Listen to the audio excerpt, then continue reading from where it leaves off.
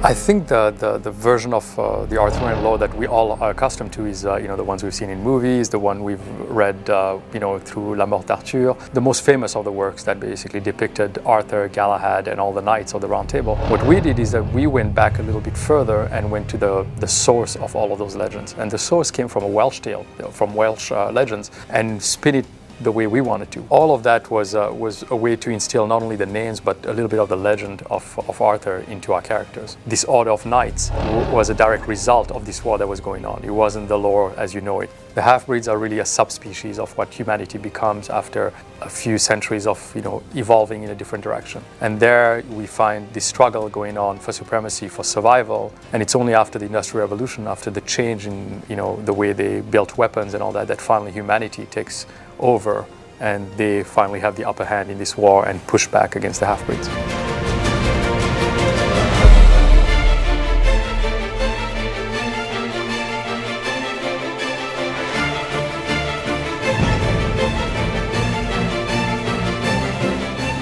The IP really existed as a world, as a big, big story and a big arc. When we brought it to life through this game, we wanted to find out a good place to actually set this game, find a setting not only in history, but also a setting geographically in the world. London was the perfect place. London was this mix of everything that was happening post-Industrial Revolution. We wanted to depict London the way people knew London, but at the same time, when you look at that skyline, give it a twist by having those watchtowers up, in the skyline, or having airships in the sky. At the same time as people would believe our London, they would also question it by seeing that imagery.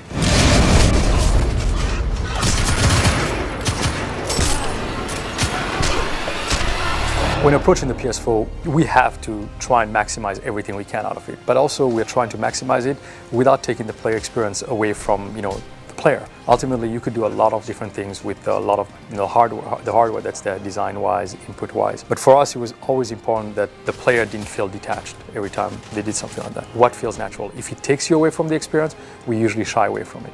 Of course, approaching a next-gen title, everybody has the dreams of what they want to do with it. We've talked about the filmic aspect of the game. We've showed it with the trailer. That was our way of telling the world and the players, like, hey, here's our vision of next gen. Here's our vision of what the order is going to be, and here's our vision of what PS4 is going to basically be able to do. And we can't wait for the players to play this.